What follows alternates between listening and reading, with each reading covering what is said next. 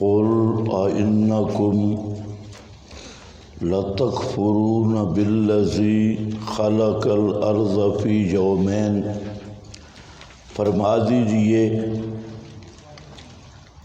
کیا تم باقی انکار کرتے ہو بالذی اس ذات کا خلق الارض پیدا کیا زمین کو فی یومین 2 دنوں میں وَتَجْعَلُونَ لَهُ أَنْدَادًا یعنی مقرر کرتے ہو واسطے اس کے شرکاء ذالک رب العالمین یہی پروردگار ہے تمام جہانوں کا وَجَعَلَ فِيهَا اور رکھے اس میں رواسیہ پہاڑ من فوقہا اس کے اوپر کی طرف سے وبارک فیہا اور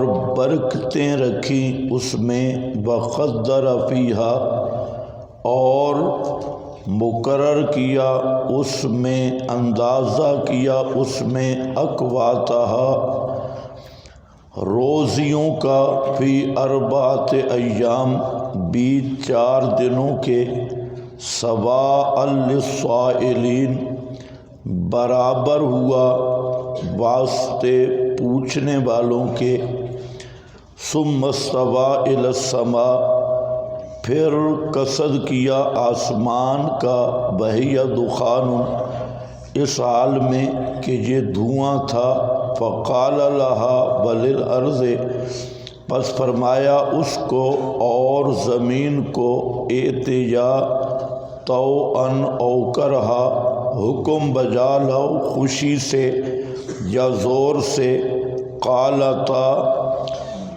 دونوں نے کہا اتینا ہم حکم بجا لاتے ہیں خوشی خوشی فقضاہن پس بنا دیا ان کو بنا ڈالا ان کو 7 سماوات 7 آسمان فی یومین 2 دنوں میں باوحا اور نافذ کیا فی کل سماء ہر آسمان میں امرہا مناسب اس کے امر اس کا وزینا السماء اور مزین کیا ہم نے آسمان دنیا کو بے مصابیح 7 چراغوں کے بحفظاً اور حفاظت کی ہم نے اس کی حفاظت کرنا ذالک تقدیر العزیز العلیم یہ اندازہ ہے غالب علم والے کا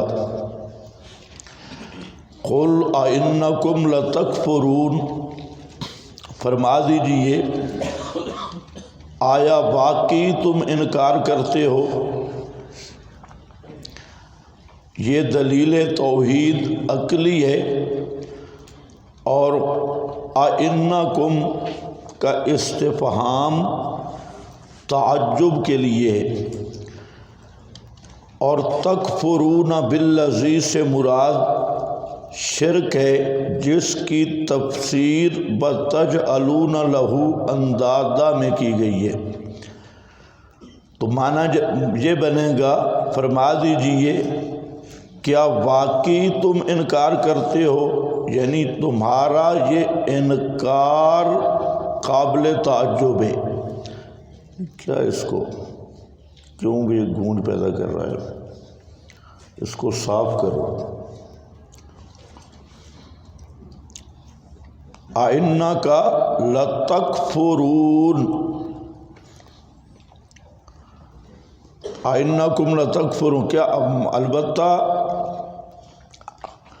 کیا واقعی تم البتہ انکار کرتے ہو بالذی اس ذات کا تو وہ اللہ تعالیٰ کی ذات کے منکر نہیں تھے تو بالذی قرآن پاک کی اصطلاح میں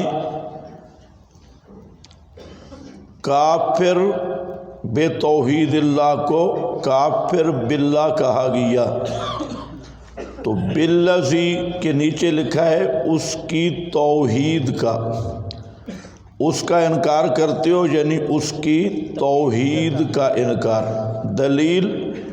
دلیل وَتَجْعَلُونَ لَهُ اندادا، یہ واو تفسیری ہے، اور کفر بالذی کی تفسیر ہے شرکا مقرر کرنا۔ خلق الارض فی یومین، جس نے پیدا کیا زمین کو 2 دنوں میں، کوئی بھی نہیں۔ یہ تو مصیبت ہے، بٹن تیرے سیدھے نہیں ہوتے۔ بالذی خلق الارض فی یومین، یہاں چند مسائل سمجھنے ہیں۔ پہلا مسئلہ یہ ہے کہ زمین کو پیدا کیا 2 دنوں میں، پھر آگے ذکر کیا جعل فیہا رواسیہ فی 4 ایام، کہ زمین میں پہاڑ، برکات اور عقبات یہ رکھے 4 دنوں میں، اور پھر آگے آیا یومین، تو کتنے دن بن گئے؟ 8۔ کتنے دن بن گئے؟ 8۔ یومین فی 4 ایام، اور پھر یومین۔ نظر آیا نہیں آئے کہیں؟ کتنے دن بن گئے؟ 8۔ یہ ملحدین کا سب سے بڑا سوال ہے،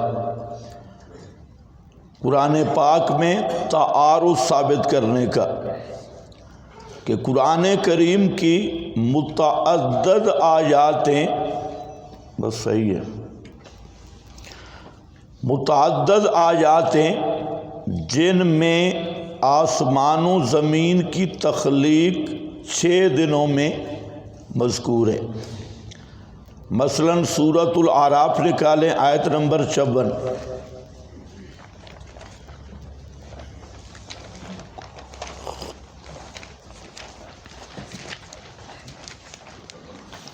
اس کو تھوڑی دیر کے بعد جب یہ گلا کھینچتا ہے پھر اس کے تھوڑے بٹن ہلایا کرو، یہ ایک جگہ پہ نہیں رہتا۔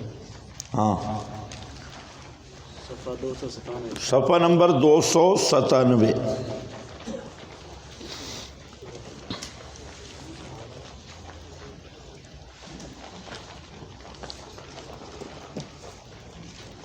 آیت نمبر 54۔ ان ربکم اللہ الذی خلق السماوات والارض فی 6 ایام، بے شک رب تمہارا اللہ ہے جس نے پیدا کیا آسمانوں اور زمین کو 6 دنوں میں۔ اسی طرح سورہ یونس آیت نمبر 3۔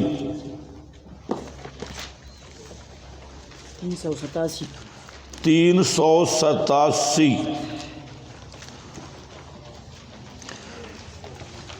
ان ربکم اللہ الذی خلق السماوات والارض فی 6 ایام،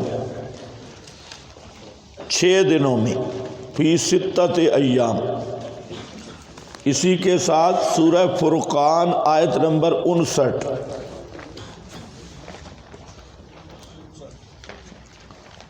پانچ نو۔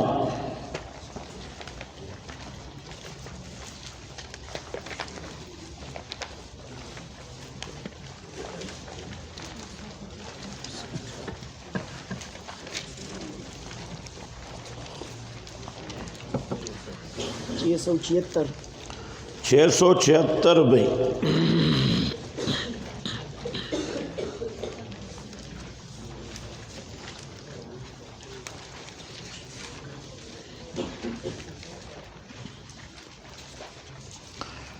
اس میں بھی آ رہا ہے الذی خلق السماوات والارض وما بینہما فی ستۃ ایام، 6 دن۔ سورہ سجدہ آیت نمبر 4 بس ٹھیک ہے، اور سورہ قاف آیت نمبر 38 اور سورۃ الحدید آیت نمبر 4۔ تو اعراف 1، سورہ یونس 2، ہود 3، فرقان 4، سجدہ 5، قاف 6، الحدید 7۔ 7 مقام پہ قرآن پاک میں موجود ہے کہ آسمان و زمین کی تخلیق 6 دنوں میں ہوئی، جبکہ اس مقام پہ کیا رہا ہے؟ یومین، 4 ایام، اور پھر کدھر گیا یومین؟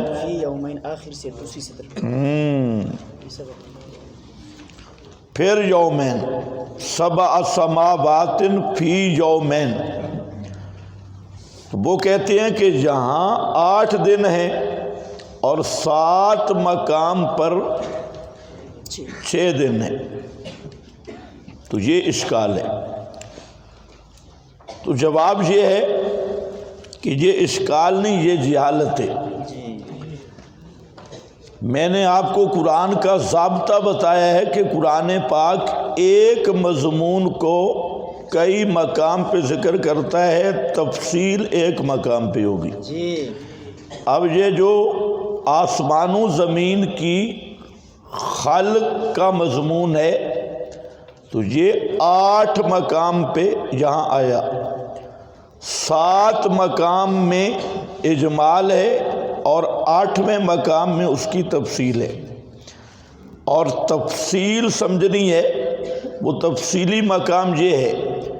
تو اب طریقہ تفسیر یہی ہوتا ہے، قرآن کریم کے سارے مقامات جمع کر لو، اور جو مفصل آیت ہے اس کو جب دیکھیں گے تو سارا مضمون حل ہو جائے گا۔ اب یہاں پر دیکھ لیں، وہی 6 دنوں کی تفصیل ہے، یہ 8 دن نہیں بنتے، 6 بنتے ہیں۔ آپ کے پاس لکھا ہے، یہاں اندر غور کریں ذرا، خلق الارض فی یومین 1، اس کے بعد ہے جعل فیہا رواسیہ من فوقہا وبارک فیہا وقدر فیہا اقواتہا فی 4 ایام، پہلے 2 دنوں کو ملا کر کل 4 دن ہیں۔ پہلے 2 دنوں سمیت 2 دنوں میں زمین پیدا کی، اور 2 دنوں میں جعل فیہا الی آخرہ، تو پہلے 2 اور اس جعل والے 2 یہ 4، اور 2 آگے ہیں سماوات کے بعد، تو کل کتنے ہیں؟ 6۔ تو یہ تفصیل کر دی اسی کی، تو حاصل یہ نکلا کہ یہ جو 4 ایام یہ الگ نہیں ہے، 4 ایام پہلے 2 دنوں سمیت۔ اب اس اشکال ختم ہو گیا۔ اِنَّکُمْ لَتَکْفُرُونَ، یہ ہے دلیل توحید عقلی، لیکن یہ 4 آیات، ان کے حل کرنے کے بعد ہم استدلال کریں گے۔ جہاں دلیل ہوگی تو دلیل سے استدلال کیا جاتا ہے کہ استدلال کا طرز کیا ہے، طریقے استدلال کیا ہے۔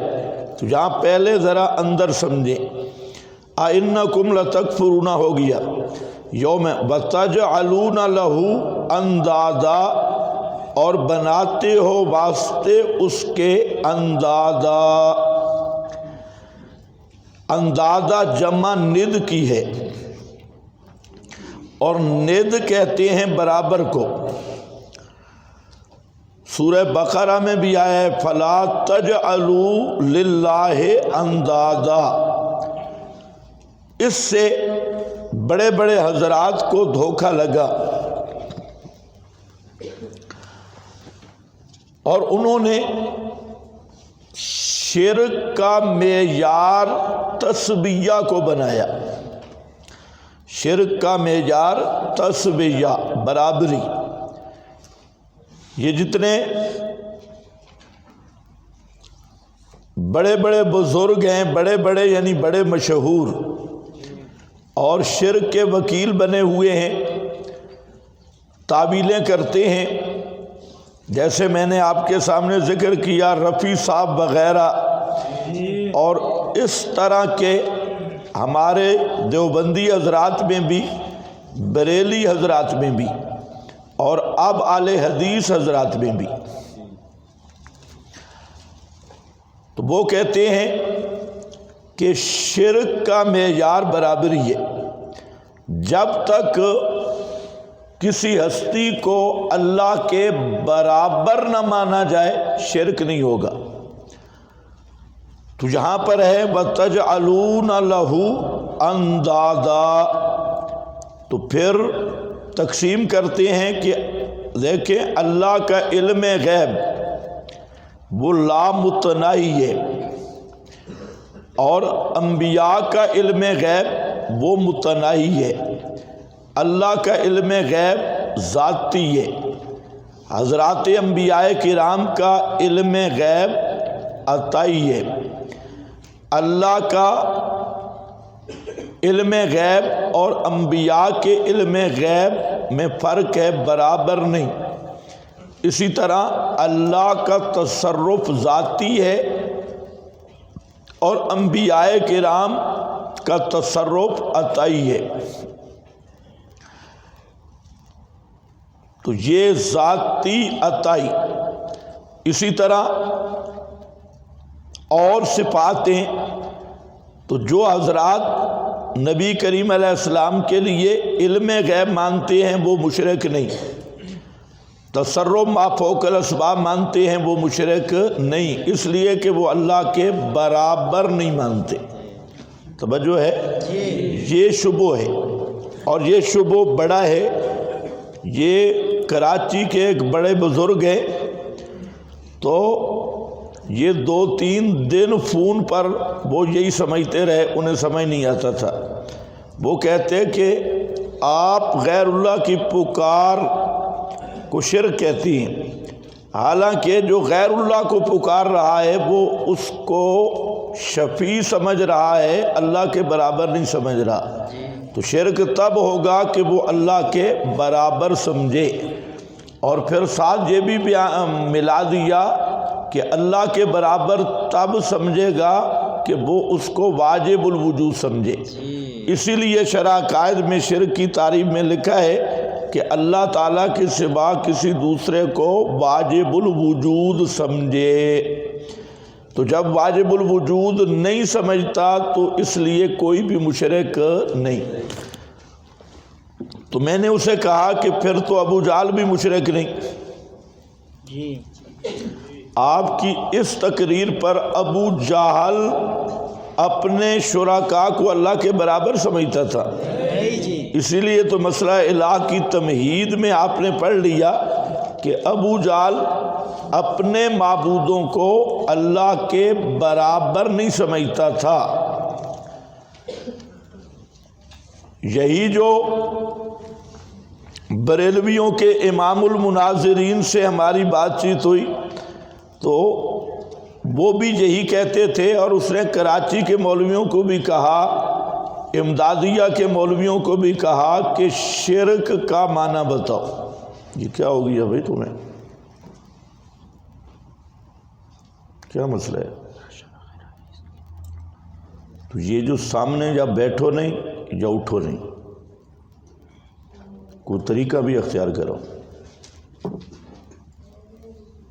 آج سے یہ ساریاں سیٹیں بدلو، جو اٹھنے والے ہیں تو اس پورے علاقے میں اٹھنے والا کوئی نہ ہو. پیچھے بڑی جگہ ہے، کنارے پہ بیٹھو، جب دل کرے تو اٹھ جاؤ. سارا سبق خراب کرتے ہو. ہاں بھائی،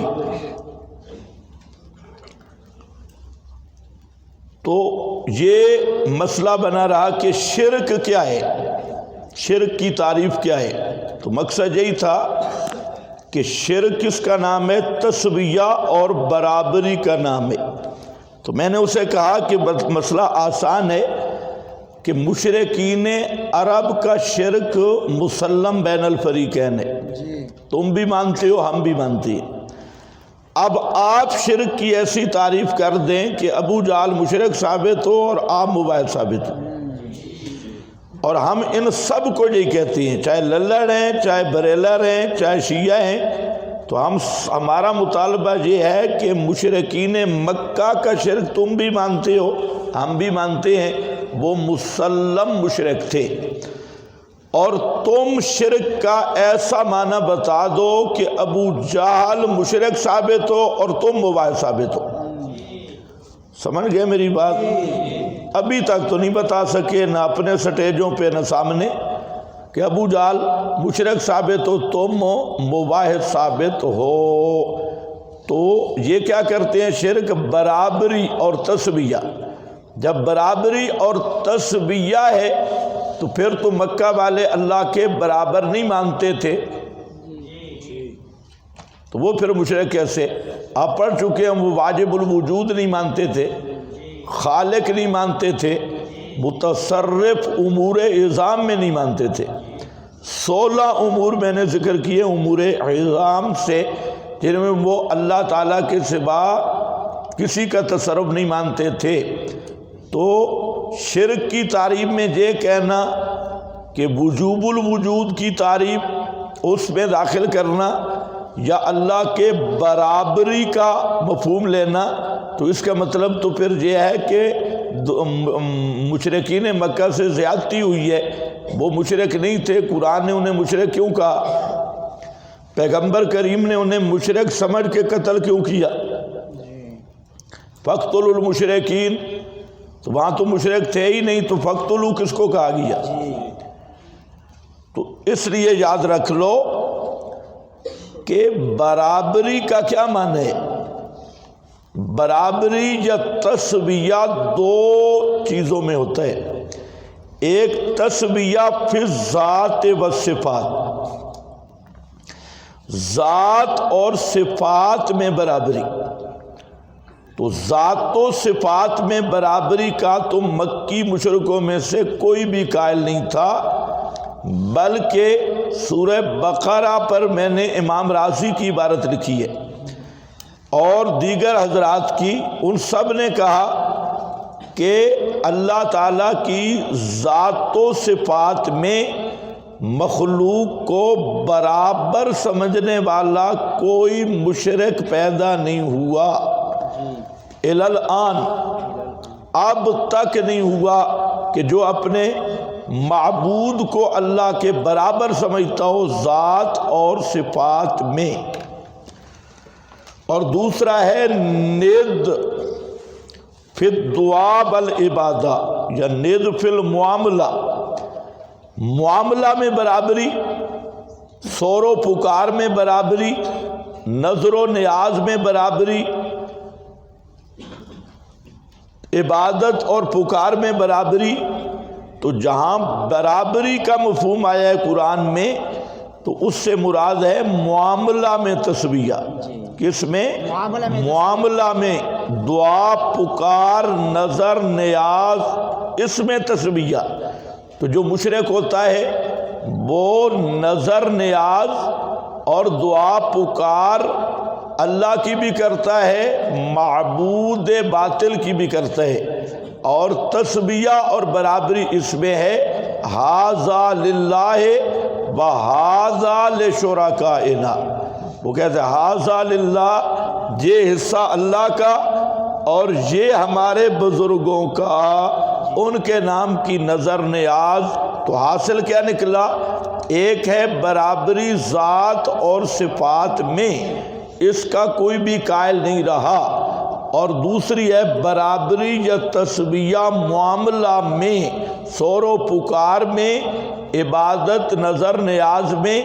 تو جہاں ند کا لفظ آیا یا بے ربہم یعدلون کا لفظ آیا اور اذ نسبیکم برب العالمین کا لفظ آیا، اور انداز کا لفظ آیا. یہ تینوں لفظ قرآن میں موجود ہیں. انداز کا بھی نسبیکم برب العالمین تسبیہ اور بربہم یعدلون برابری عادل یعدلون. تو یہ برابری یہ تسبیہ یہ ند ذات صفات میں نہیں ہے بلکہ کس میں ہے؟ معاملہ میں پکار میں ہے. یا اللہ یا رسول اللہ یا اللہ یا علی. اللہ کے نام کی نظر بابے کے نام کی نظر اللہ کا سجدہ بابے کا سجدہ. سمجھ گئے میری بات؟ تو اس لیے تجعلون لہو اندازا یہ اہم مغالطہ ہے. اس کو اچھی طرح سمجھو. اور اس کا شکار بڑے بڑے بڑے بڑے بزرگ موجود ہیں کہ وہ یہی سمجھے کہ شرک برابری کا نام ہے. حتیٰ کہ حضرت تھانوی رحمہ اللہ کی عبارت بھی بڑی خطرناک ہے. تھانوی صاحب بڑے بزرگ ہیں لیکن بڑے بزرگوں سے بھی غلطی ہو سکتی ہے. تو تھانوی صاحب نے ایک مقام پہ لکھ دیا کہ اگر کوئی آدمی نبی کا علم اللہ کے برابر مانتا ہے لیکن عطائی مانتا ہے تو مشرک نہیں ہوگا.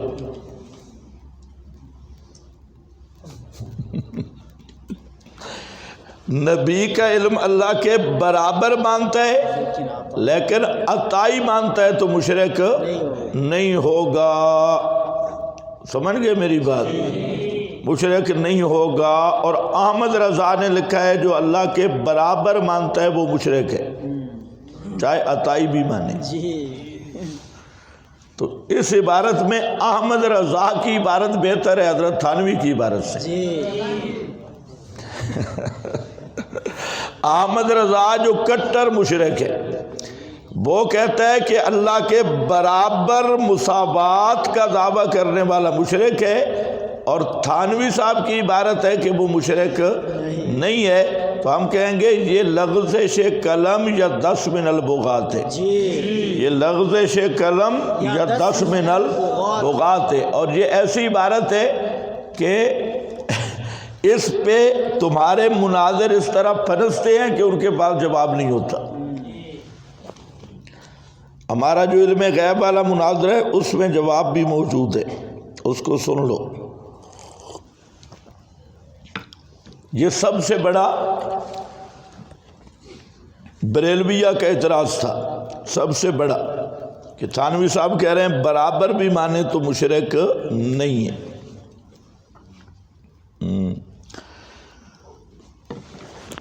آپ کو کچھ سمجھ آ گئی میری بات؟ مسئلہ الہ پورا پڑھو گیا نا تو انشاءاللہ سمجھ آئے گی کہ مکہ والے مشرک بھی عطائی کے قائل تھے, ذاتی کے قائل وہ بھی نہیں تھے. وہ بھی کہتے کہ ان کو اللہ نے طاقتیں عطا کی ہیں, اور ذاتی کے ہو کیسے سکتے ہیں جب انہیں وہ واجب الوجود مانتی نہیں, وجود موصوف ذاتی نہیں تو صفات ذاتی کیسے؟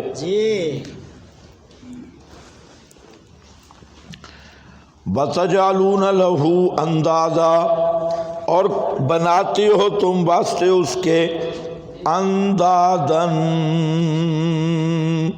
اندازہ کا معنی شرکاء فی العبادہ, اندازہ کا معنی شرکاء فی العبادہ.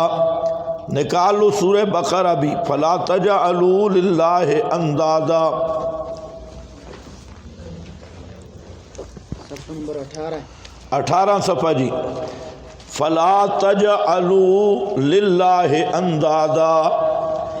عبارت ذرا دیکھنی ہے, امام رازی رحمہ اللہ کی عبارت ہے, اعلم انہو لیس فی العالم احد یثبت للہ شریکا یساوی فی الوجود والقدرت والعلم والحکمہ. اعلم اعلم علم آپ جانتے ہیں جو کتابیں پڑھنے والے ہیں یہ کہاں آتا ہے, خبردار دھوکہ نہ کھانا. علم اچھی طرح سمجھ, انہو لیس فی العالم احد, جہان میں ایک بھی ایسا نہیں ہے یثبت للہ شریکا یصابی فی الوجود، جو اللہ تعالیٰ کا ایسا شریک ثابت کرتا ہو جو وجود میں برابر ہو، یعنی واجب الوجود ہو، اور قدرت میں اللہ کے برابر ہو، اور علم میں اللہ کے برابر ہو، اور حکمت میں اللہ کے برابر ہو۔ وَهَذَا مما لم یوجد الی الآن، یہ وہ چیز ہے، امام راضی کہہ رہے ہیں میرے زمانے تک تو نہیں پائی گئی، جی اب تک یہ چیز نہیں پائی گئی، سمجھ گئے؟ اچھا آگے یہ ضمنی عبارت ہے، یہ جان بوجھ کے میں لایا ہوں لیکن ہے یہ ضمنی عبارت، ہمارا جو بات چل رہی ہے اس کے مناسب تو ہے لیکن وہ بات نہیں۔ چوتھا فرماتے ہیں کہ انہو متا مات منہم رجل کبیر، مشرکین کا شرک کیا تھا، جب ان میں سے کوئی بڑا آدمی مر جاتا تھا، یعتقدون فی انہو مجاب الدعوت، جس کے متعلق وہ عقیدہ رکھتے تھے اس کی دعا ضرور قبول ہوتی ہے اور مقبول الشفاعت عند اللہ، اتخذوا صنما علی صورتہ، اس کی صورت پہ وہ صورت بناتے تھے، اس کی صورت پہ وہ صورت بناتے تھے، صنم یعبدونہ علی، وہ اس کو پکارتے پوجتے تھے کس عقیدے پر؟ اعتقاد ان ذالک الانسان یکون شفیع لہم، کہ وہ انسان ان کا سفارشی ہوگا یوم القیامہ عند اللہ، علی ما اخبر اللہ تعالی عنہم بہذا المقالہ فی قولی ہؤلاء شفاؤنا عند اللہ۔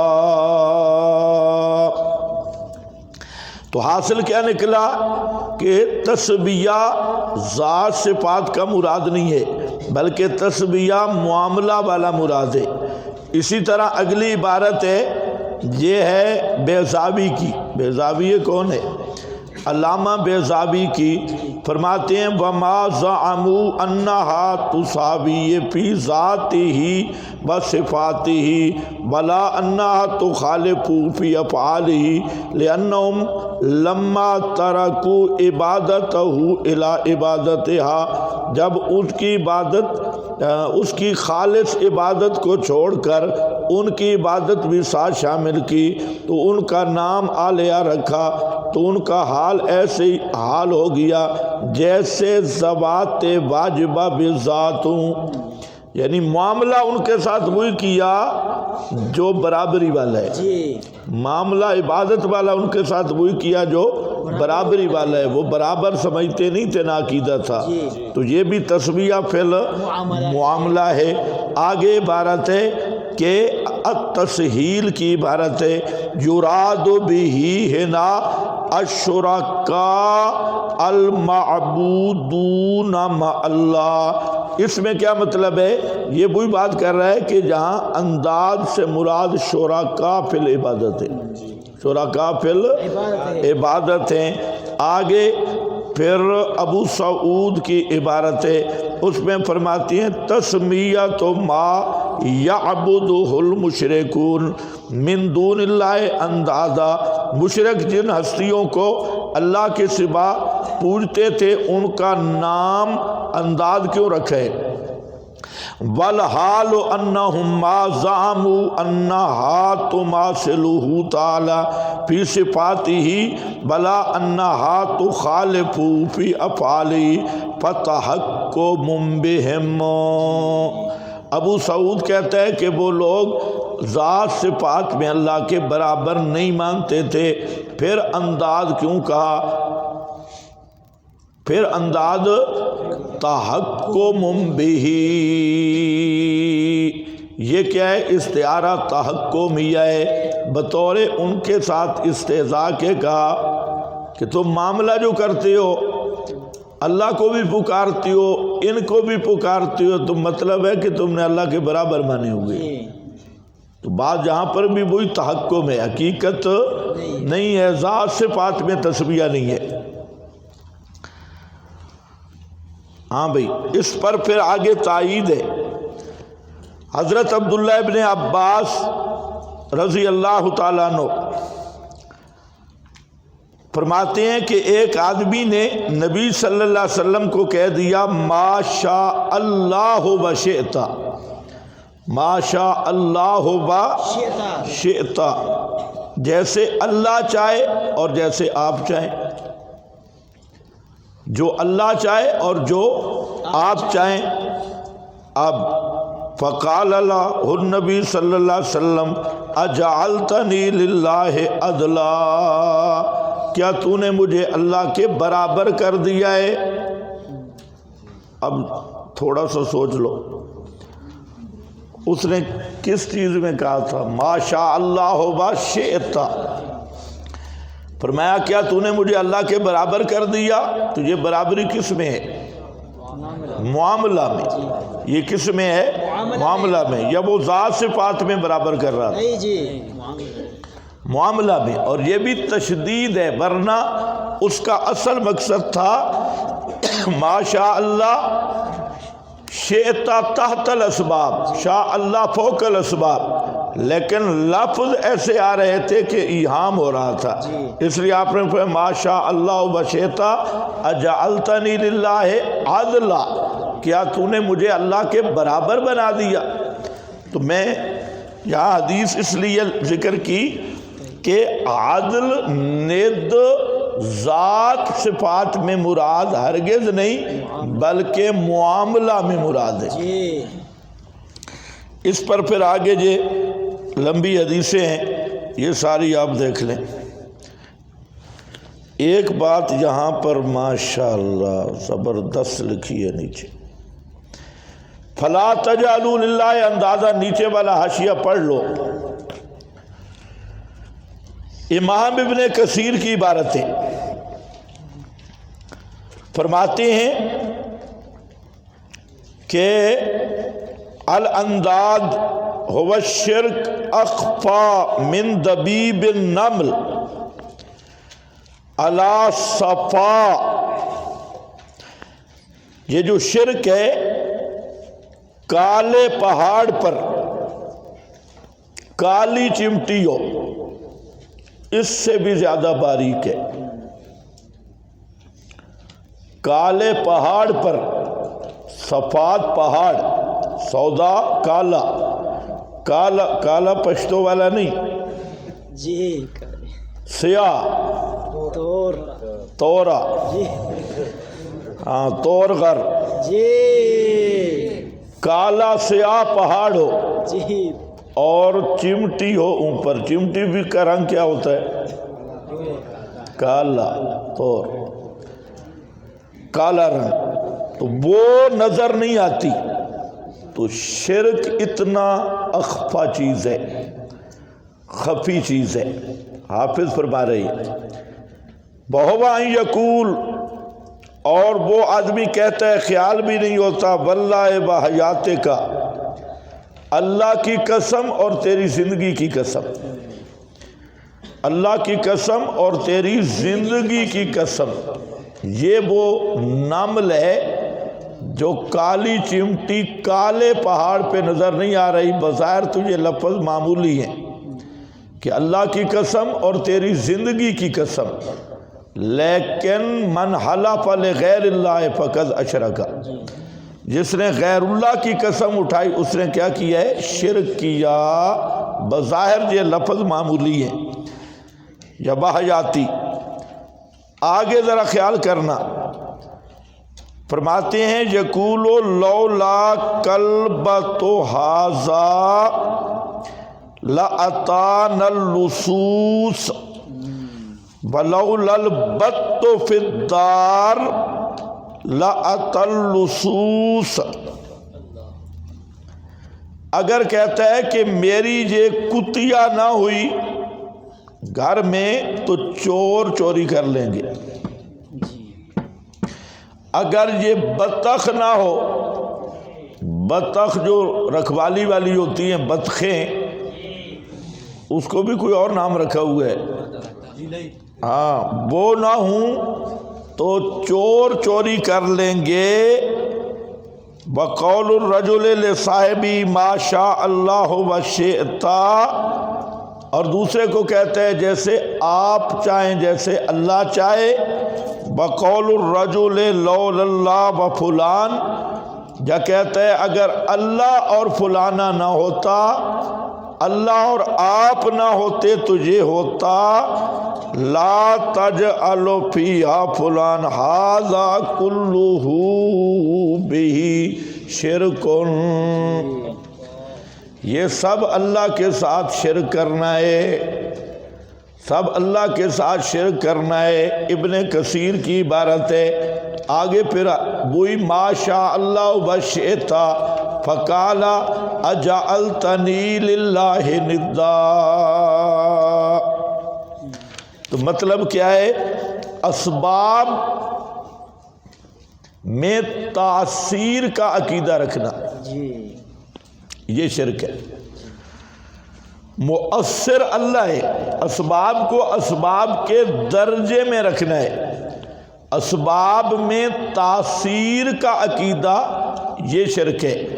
کتا نہ ہو تو کتا رکھوالی والا رکھنا یہ سبب ہے، اور بطخ یہ سبب ہے، اور رکھنی بھی صحیح ہے. لیکن اگر اعتماد بطخ پہ آ گیا، اعتماد کلبہ پہ آ گیا تو آدمی مشرک بن جائے گا. اعتماد کس پہ رکھنا ہے؟ اللہ پہ. اس پر ذرا مباحثو تم بھی خیال کر لو. اعتماد صرف اللہ پہ، اور ان کو اللہ کا حکم سمجھ کے اسباب کے درجے میں رکھنا ہے. اسباب کو مؤثر مان لیا یا اسباب پر اعتماد کر لیا تو یہ بھی شرک ہے. اور یہ وہی شرک ہے جو کالے پہاڑ پہ کالی چمٹی نظر نہیں آ رہی، لیکن یہ بھی اس شرک کا شعبہ بن جائے گا. ہمیں کہتے ہیں بڑے فتوے لگاتے ہیں، ابن کثیر کو کون سمجھائے؟ یہ علامہ ابن کثیر رحمہ اللہ ہے، اس نے تو کھاتے ختم کر لیا. اور یہ جو تعویذوں کے اڈے والے ہیں، انٹرنیشنل ڈاکو، تو یہ تو فرعونیت کے دعوے دار ہے. میرا تعویذ لے جا اور تیری محبوبہ تیرے پیچھے بھیڑ بن کے آئے گی، بھیڑ بن کے. اور اس کی جو اپنی محبوبہ ہے وہ بازار میں پھر رہی ہے، اس کے لیے کوئی تعویذ نہیں، اس کے پیچھے بھیڑ بن کے آئے گی. اور یہ کاروبار ماشاءاللہ ہمارے دوستوں نے آج کل سنبھال رکھا ہے. بڑے بڑے تعویذوں کے اڈے، اور ہم جہاں بیٹھے ہیں ایک اڈا اس طرف ہے، کئی اڈے اس طرف ہیں، کئی اڈے اس طرف ہیں. اور نعرے کیا لگاتے؟ بس یہ تعویذ لے جا ہک پہ ہک ہے، ہک پہ ہک ہے. تو یاد رکھو، اگر کتیا کے بارے میں کہتے ہیں یہ نہ ہوئی تو یوں ہو جائے گا بطخ، اور جو ان تعویذوں میں یہ تاثیر مانے اور اعتماد پیر صاحب کے لیکوں پہ رکھے. اور پیر صاحب کے تعویذوں میں کیا ہوتا ہے؟ میں نے خود کھول کے دیکھے ہیں جو پیر ارد گرد والے، یا ابلیس، یا حارث، یا جبریل، یا میکائیل، یا فلاں. اب اگر یہ یا جبریل، یا میکائیل، یا ابلیس، اور یا فرعون، یا حامان، یا قارون، یہ تعویذوں پہ یا حامان، فرعون، قارون یہ نام لکھے ہوتے ہیں، اور اگر اس عقیدے والا مشرک نہیں ہے تو پھر کون مشرک ہوگا بھائی؟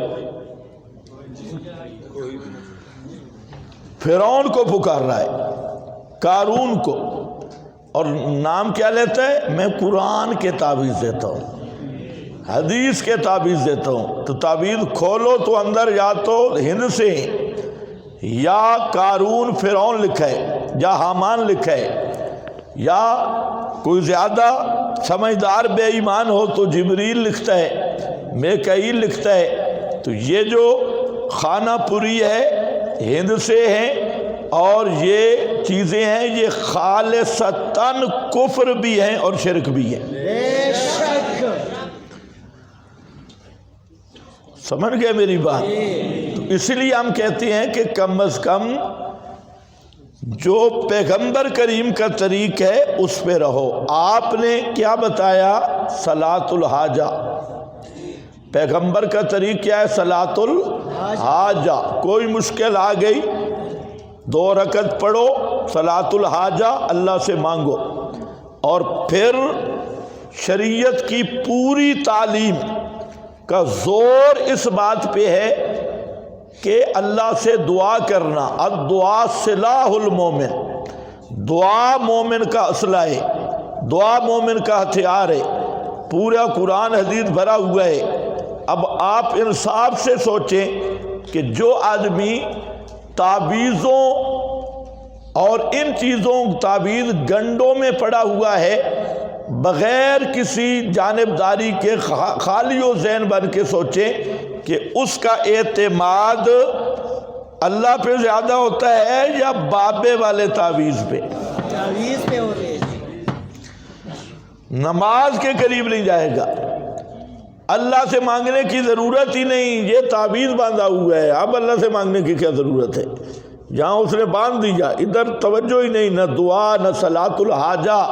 تو اس لیے کم از کم یہ جو تعویذوں کے اڈے ہیں یہ ذریعہ ہیں شرک کا. یہ کیا ہے؟ ذریعہ ہیں شرک کا. ابھی ہماری باتیں کڑوی لگتی ہیں لیکن ان باتوں کو ذرا سوچ لو. یہ ذریعہ ہے شرک کا. اور جو اندر یا جبریل یا میکائیل یا قارون تے یا فرعون تے یا فلاں تے خانے پوریاں، یہ عین شرک اور عین کفر ہے. بے شک. اور پھر یہ عقیدہ تاثیر. آج کل بڑی باتیں ہوتی ہیں، اصل بات یہ ہے کہ شرک بنتا ہے غیر اللہ کی تاثیر کا عقیدہ. تو عقیدہ جب یہ نظریہ کہ بابے کے جو لیکے ہیں نا تو میرا کام ہو گیا، بس یہ پکا مشرک ہے. بے شک. باقی یہ ہے کہ تعویذوں والا مسئلے میں اتنے الجھنے کی ضرورت نہیں ہے. اس کی وجہ یہ ہے کہ آپ کی کوئی بھی بات ماننے کے لیے تیار نہیں، کیونکہ تعویذوں کا اڈا ہے. یہ مولوی کے 2 شکار ہیں، ایک ٹھرک اور دوسرا معیشت. اب جو مولوی آدمی ہے دوسروں کو تو موقع مل جاتا ہے آنکھیں ٹھنڈی کرنے کا، وہ باہر نکلتے ہیں، کبھی ادھر دیکھتے ہیں کبھی ادھر دیکھتے ہیں. کالج والے ویسے مخلوط تعلیم میں ہیں، اسی طرح اور بھی حضرات چلتے پھرتے ہیں تو وہ دل کی بڑھاس نکال لیتے ہیں. لیکن مولوی بیچارہ باہر جائے کسی زنانی کی طرف دیکھے وہ کہے گی شرم نہیں آتی مولوی صاحب، یہ اچھا بھلا بزرگ لگ رہا ہے اور کدھر دیکھ رہا ہے. اب مولوی نے کہا کہ میں بھی تجھے دیکھتا ہوں. تعویذ کے اڈے پہ بیٹھ گیا. اب جناب ترتیب دیکھیں تعویذ کے اڈے پہ بیٹھنے کی کہ اور عموماً جو تعویذ کا اڈا ہوتا ہے وہ کمرے کے اندر ایک اور کمرے میں ہوتا ہے، کمرہ اور اندر اور کمرہ. اس میں حضرت صاحب بیٹھے ہیں اور زنانی بھی اکیلی آئے گی، ساتھ بندہ بھی کوئی نہ آئے نہیں تو جن ناراض ہوتی ہیں. اس لیے اکیلی زنانی اس MBBS کے پاس پہنچ گئی. اب مولوی صاحب بیٹھا ہے اور پھر کبھی کپڑے سونگے گا، کبھی ٹٹولے گا اور کبھی پوچھے گا یہ شلوار کتنی دیر ہو گئی یہ پہنی ہے. یعنی پوری سیکسی گپ شپ لگائے گا، پوری سیکسی گپ شپ، اور پورا مزے کے ساتھ بیٹھا ہے. اور پھر آخری جہاں شروع کرتا ہے ابتدان یہ چیکنگ ہو رہی ہے، چیکنگ، اور یہ چیک کر کے اور یہ پوری گٹھیں لگا کے اور ہاتھ شاتھ پھیر کے وغیرہ وغیرہ وغیرہ وغیرہ میں بہت چیزیں آ گئی وغیرہ وغیرہ. اب کہتے ہیں 1000 روپیہ بھی دے. 2000 بھی دے. اور یہ جو بیچارے بہت پیچھے رہ گئے ہیں فیس بک والے، یہ خرچہ کر کر لوڈ کرا اور خرچے کر پھر بھی ہاتھ کوئی چیز نہیں آتی. مولوی صاحب نے ہاتھ بھی پھیرا، 2000 روپیہ بھی نکال، وہ بھی لے لیا. اور ساتھ جو بے غیرت آتا ہے باپ یا کوئی بھی، تو وہ ساتھ یہ بھی کہتے ہیں مولانا مہربانی، بہت بڑی مہربانی، تو نے ہماری مشکل حل کر دی ہے. وہ بجائے اس کے اگر باہر باپ کو پتہ چلے، بھائی کو پتہ چلے تو وہ قتل کر دے، لیکن وہاں مولوی صاحب کو وہ شاباش بھی دیتا ہے، مہربانی احسان مند بھی ہوتا ہے. اور پھر اب یہ چسکا بھی پورا ہو گیا. اور دوسرا چسکا یہ ہے کہ صبح سے بیٹھا ہے، شام کے وقت اٹھے گا تو لاکھوں روپے اس کے پاس ہوں گے. MBBS ڈاکٹر ہے، حالانکہ بالکل نکما تھا، تو اپنی مرضی کی فیس لے رہا ہے. تو اب اگر آپ اس کے پیچھے پڑیں گے تو اتنا آپ کو بدنام کر دیں گے. تو اکابر کا منکر ہے، یہ تو فلانے کو نہیں مانتا. اور پھر چلتے ہیں جناب تعبیلیں کر کے. تو بہرحال مسئلہ شرعی یہی ہے کہ یہ جو تعویذوں کے اڈے ہیں یہ شرک کے ذرائع ہیں. اور جو عملاً تعویذوں میں یہ غیر اللہ کی پکار اور ہند سے اور اس طرح کی چیزیں ہیں، یہ عین شرک ہیں. اور پھر تعویذ اور مولوی کے لکیروں پہ اعتماد اور تاثیر کا عقیدہ یہ بھی عین شرک ہے. کچھ سمجھ آ گئی ہے؟ ہاں، یہ بات ذہن میں رکھو.